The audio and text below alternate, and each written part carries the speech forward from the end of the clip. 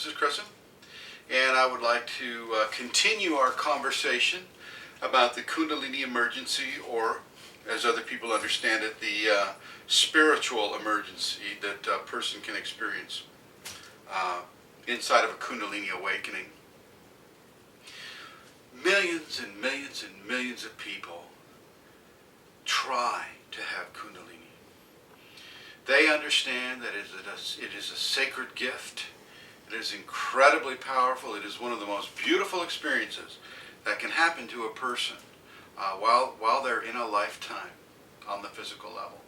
It is an incredibly fantastic, wondrous, beautiful journey into an area that most of the Western society does not understand, cannot even grasp within the narrow parameters that Western science sets up for its understandings. So you will not want to try to have a scientific grasp of Kundalini.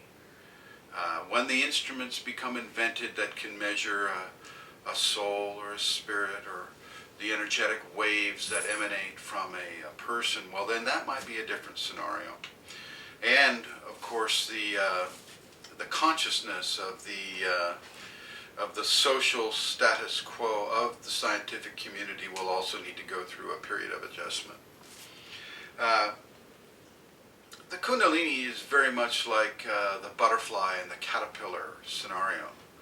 The caterpillar being the human being that has reached a level of refinement to where the next transformative stage can be embarked upon. And that next transformative stage is the Kundalini awakening.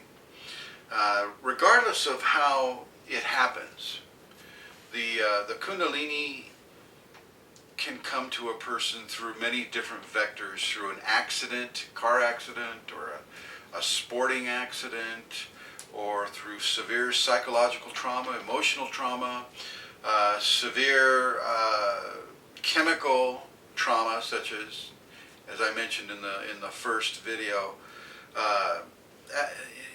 in the ways of the experimental recreational drugs, or through a series of abuses that happen to a person early on in childhood.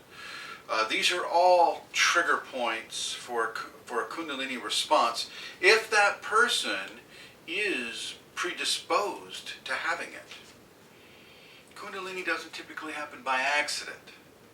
Okay, there is a very, very real predisposition within the person to have the Kundalini experience. So know this, and regardless of whether you understand it, you're not necessarily given to understand it completely as it comes. Sometimes within the karmic patterning of a person, i.e. the reasons why they're coming into the Kundalini the way they are, a certain amount of difficulty is required for the person to experience. Sometimes your loved one may act psychotic or in a very bipolar fashion, which is of course why the scientists say, this is bipolarism, because they're being flexed in a way.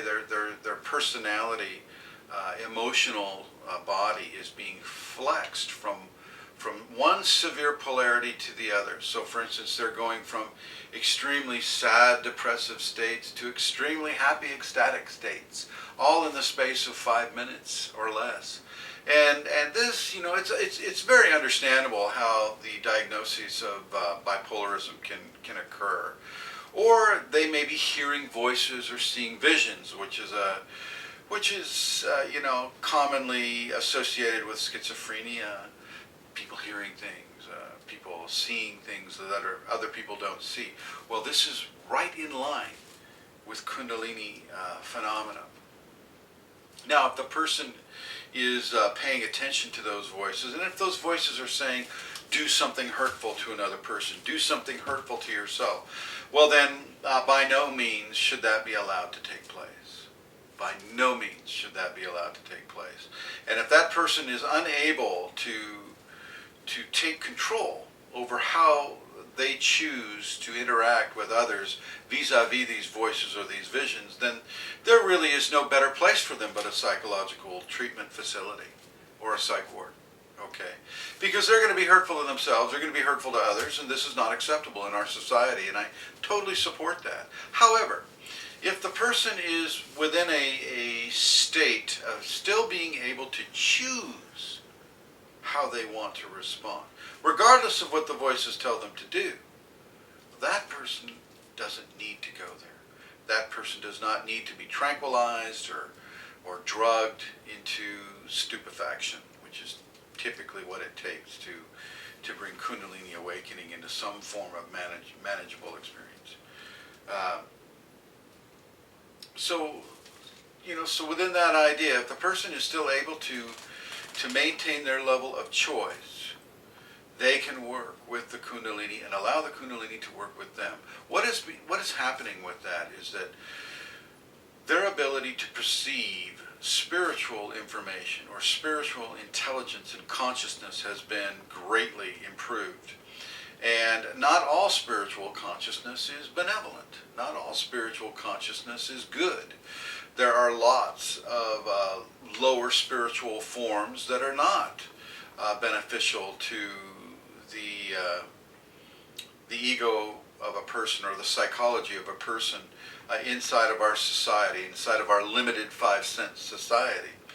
And as far as the visions go, the visions are once again another amplification of a gifted skill that the human being is capable of, along the lines of clairaudience or clairvoyance, being able to see truly what exists beyond the five-sense paradigm.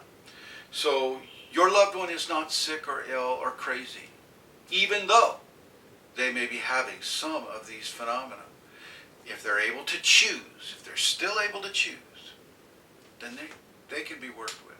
If they're not able to choose, if they're basically being controlled by the voices or the visions, then they need a psychiatric treatment facility to protect themselves and the public from those outbursts, from those exogenous forms of control. Thanks for watching.